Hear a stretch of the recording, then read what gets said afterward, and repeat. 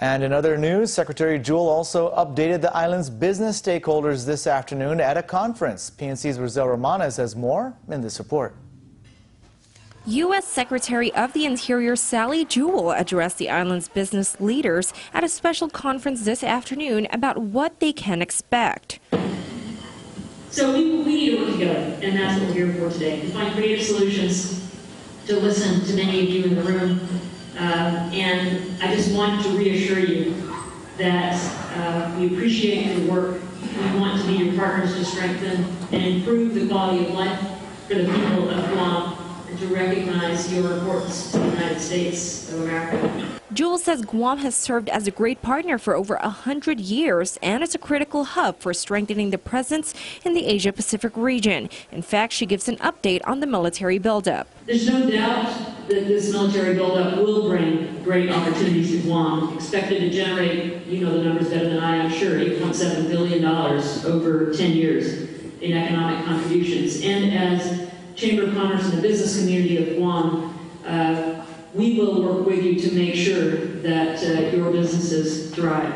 Jewell says with the U.S. investing $2 billion on our island each year, they want to make sure Guam has the resources we need to build strong communities. She then goes on about what she calls one of the more difficult topics, which is compact impact. We know that Guam has many unmet obligations under the compact agreements with the freely associated states and Micronesia. It's got real impact on Guam's operations, especially on health, on education, on housing, and on correctional facilities.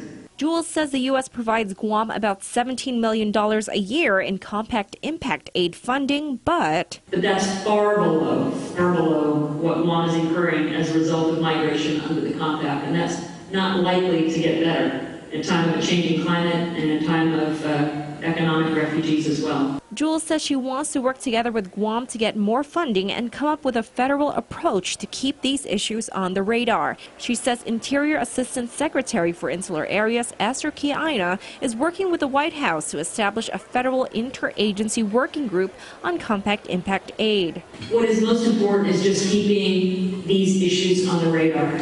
And all the jobs of the cabinet secretaries are big and complex and require prioritization.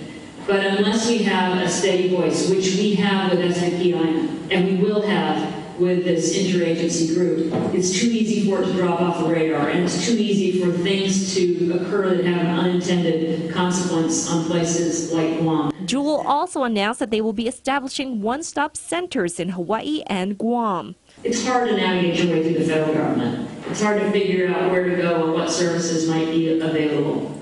So these centers are designed to coordinate and share governmental and non-governmental job training, education, and health awareness opportunities for the citizens of the freely associated states. Jewell ends her address to island leaders by commending Guam for its accomplishments and explains what they have to do. There's no doubt there's a lot of work ahead when it comes to addressing the unique and the complex needs of Guam and your people.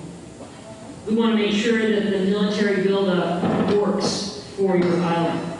We want to make sure that we provide critical technical and economic assistance that unlocks the potential of your people. We want to find solutions to alleviate the impacts of the compact agreements with the freely associated states. We want to work with you on strengthening your tourism sector, adapting to the challenges of a changing climate, and a lot of other issues. Rosel Romanes, PNC News.